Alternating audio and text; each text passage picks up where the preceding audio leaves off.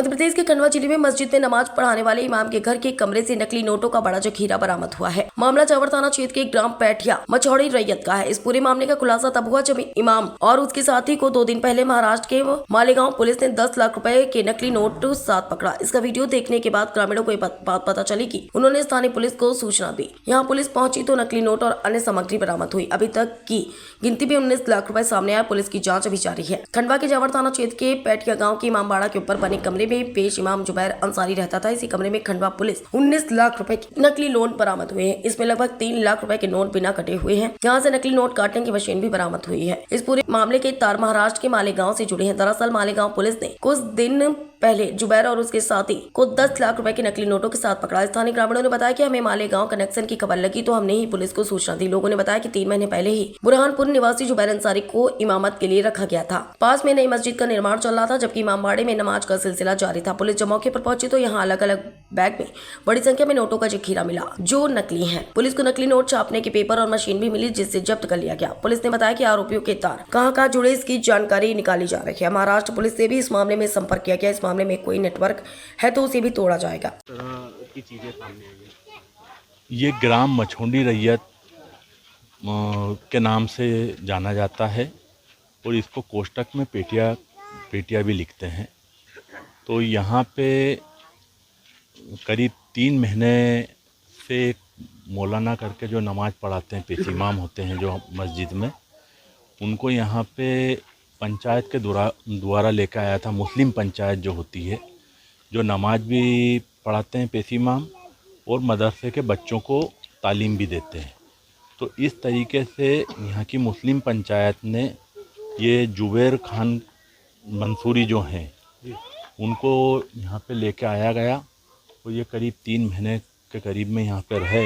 मदरसे के ऊपर इनको रहने का एक मकान भी दिया गया, जिसमें वो वहीं पे रहते थे, बगैर बच्चे के थे। और गांव से जो खाना वगैरह भी जो दिया जाता था, तो सभी घर से मतलब यानी एक एक टाइम उनको खाने की भी व्यवस्था दे के बच्चे लोग उनको खिलवाते थे। तो इस तरीके से ये मौलाना यहाँ पे पेश इमामत करते थे। लेकिन जब मालेगांव में पता लगा कि ये 10 लाख 12 लाख रुपए के नकली नोट को लेकर ये वहाँ पे अरेस्ट हो गए हैं और वहाँ पे इनका वीडियो जो वायरल हुआ, तो हमारे गांव के सभी लोगों ने ये रात में मशवरा करे कि भाई थाने में अपने को सूचना देना चाहिए कि ये मौलाना अपने यहाँ भी रहते थे। तो गांव के कुछ लोगों से ये गलती हो गई थी कि उनका ये बुरहानपुर के रहने वाले थे, तो इस वजह से कि भाई पड़ोसी गांव के हैं और यहाँ पे डोमरी में भी पास में इन्होंने रहे। पिछले कुछ टाइम इन्होंने डोमरी की मस्जिद में भी नमाज वगैरह भी पढ़ाए और मदरसे में बच्चों को तालीम दिए। तो उन्होंने वहाँ से दूसरे आलिम साहब आ गए थे, तो यहाँ पे उनको लेकर आए। इस प्रकार से यहाँ पे लेकर आने के बाद फिर पुलिस को सूचना दी गई और उनके जो यहाँ पे उनके जो कमरे में जो लगा हुआ था ताला वगैरह, उसको खुलवा के देखे तो वहाँ पे मोबाइल वगैरह भी मिले और करीब नकली नोट 16 लाख से कुछ ऊपर नोट थे। जो नकली नोट जो थे वो बरामद करके पूरे स्टाफ ने, पुलिस थाना प्रभारी, एसडीओपी साहब, ये सभी आए थे, खंडवा की टीम पूरी, उन्होंने बरामद करके उनको ले गए हैं। और वो जांच करने के लिए उन्होंने बोले हैं कि भैया हम आगे भी जांच करेंगे कि ये कड़ी कहाँ से जुड़ी है और कहाँ तक जाएगी। नोट के साथ कोई और सामग्री भी मिली है? नोट के साथ एक कटर मशीन भी मिली है। हाँ, जो कटर मशीन है वो होती है जो मतलब सीट को काट के जो वो नोटों को अलग अलग किया जाता है, उस टाइप में एक कटर मशीन भी इन्होंने जब्त की है। तो इस तरीके से ये यहाँ पे सब मामला बना सुबह से, और सभी आप मीडिया के माध्यम से ही वहाँ से मालेगांव में जो हुआ घटना, उसी घटना को लेकर हम लोगों ने यहाँ से पूरे गांव के सपोर्ट से ये घटना को थाने तक पहुँचाया। आप लोगों ने पुलिस को पहुँचाया? जी हाँ, पुलिस को हम गाँव वाले। आपका परिचय दीजिए। मैं भारतीय जन ये कौन थे, क्या थे, कितनी मात्रा में परिचय देते हो, ये कौन सी जगह है और क्या कुछ घटनाक्रम है पूरा? सर, ये पेटिया के नाम से जाना जाता है गांव, और इसको मछौड़ी रैयत बोलते हैं। जिला खंडवा है इसका, और मेरा नाम साबिर खान है।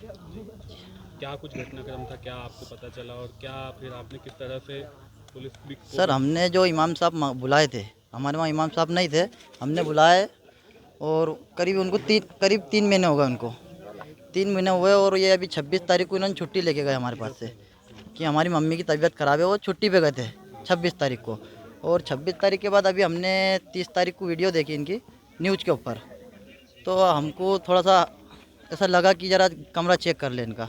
हमारे मदरसे के ऊपर रहते थे वो, हमने जाके चेक करे तो उसमें कुछ वजन था, बैग वगैरह थे।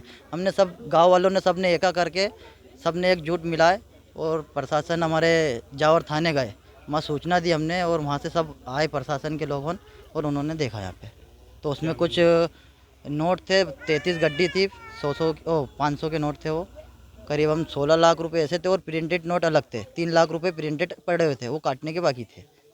मतलब करीबन 19,87,000 ऐसे कुछ थे वो। तो हम तो प्रशासन से यही करेंगे कि हमारे गांव की बहुत बदनामी हुई है और अगर इससे ज़्यादा जांच करे और जो भी है इसकी कर्जी वो करे, इसकी कार्रवाई करे। मतलब हमारे जो हमने विश्वास करा और हमारे साथ बहुत गलत हुआ, ये हमारे गांव की बहुत बदनामी हुई इस बात पे। ये कहाँ के रहने वाले थे? ये बरहानपुर के रहने वाले थे। आपका नाम बताइए। मेरा नाम साबिर खान। पहेटिया थाना जावर के अंतर्गत, तो पहेटिया गांव के लोगों ने उक्त वीडियो देखने के पश्चात उस वीडियो के संबंध में थाना प्रभारी को जानकारी दी कि ये जो वीडियो के अंतर्गत जो व्यक्ति दिख रहा है ये जुबैर पिता अशरफ अंसारी बुरहानपुर का निवासी होकर हमारे यहाँ पहेटिया के अंतर्गत इमाम का काम करता है। तो उस बात को लेकर थाना प्रभारी ने वरिष्ठ अधिकारियों की सूचना की और सूचना के पश्चात थाना प्रभारी और एसडीओपी उनकी टीम जाकर वहां मौके पर सर्चिंग करना चालू किया जहां वो निवास करता था। लगभग 5-6 महीने से वो यहां आकर निवास कर रहा है और मौलवी का काम करता है।